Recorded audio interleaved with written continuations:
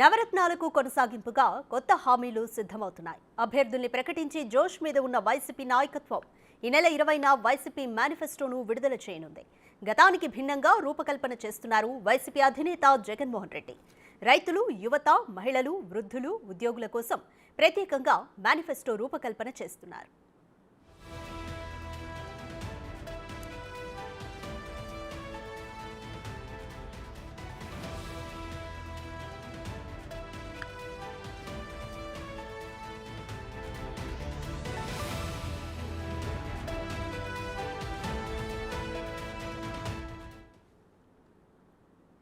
More details మా ప్రతినిధి మల్లికార్జున్ అందిస్తారు.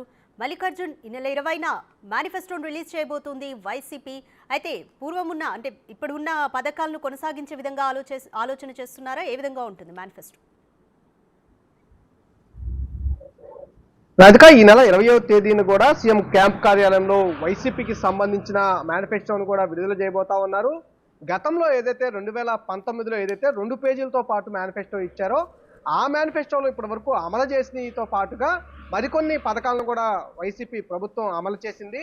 వాటన్నిటినీ కొనసాగిస్తూ మరికొన్ని పథకాలను ఈసారి ప్రవేశపెట్టాలని మేనిఫెస్టోలో హామీ ఇవ్వాలని కూడా భావిస్తా ఉన్నారు.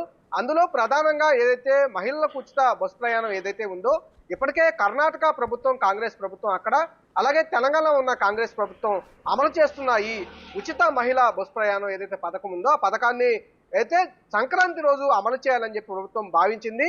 దీనికి సంబంధించి ఇప్పటికే ఆర్టీసీ ఎండీ దగ్గర నుంచి కూడా వివరంగా సంబంధించిన రిపోర్ట్ను కూడా స్వీకరించారు. ఎంతమంది మహిళలు ఉన్నారు, ఎలా చేయాలి ఈ పథకానికి సంబంధించి అని చెప్పి వాళ్ళు పూర్తి కసరత్తు చేసి ఒక అఫిడవిట్ లాగా, ఒక రిపోర్ట్ లాగా తయారు చేయడం ఇవ్వడం జరిగింది. దానికి సంబంధించి ఎలాంటి బస్సులు కొనుగోలు చేయాలి, ఇప్పటి వరకు ఎలాంటి బస్సులు ఉన్నాయి, దానికి సంబంధించి ఇప్పటికే ఆర్టీసీ కొన్ని బస్సులను కొనుగోలు చేయాలని కూడా ప్రభుత్వానికి ప్రపోజల్ పెట్టింది. పూర్తిగా అన్ని బస్సులు సంబంధించిన రిపేర్ సంబంధించి పూర్తిగా మార్చాల్సిన పరిస్థితి ఉంది. వాటన్నింటినీ మార్చిన తర్వాత ఇంప్లిమెంట్ చేయాల్సిన పరిస్థితి ఉంటుందని కూడా రిపోర్ట్లో పేర్కొనడం జరిగింది. అలాగే ఖర్చుకు సంబంధించి ఆర్టీసీ పైపు కూడా భారం పడుతున్న విషయాన్ని కూడా ప్రధానంగా ప్రభుత్వానికి విన్నవించడం జరిగింది. దాన్ని అమలు చేయాలని భావించినా కూడా దాన్ని మేనిఫెస్టోలో పెట్టాలని కూడా వైసీపీ భావిస్తా ఉంది. దాన్ని మేనిఫెస్టోలో పెట్టే అవకాశం అయితే కనిపిస్తా ఉంది.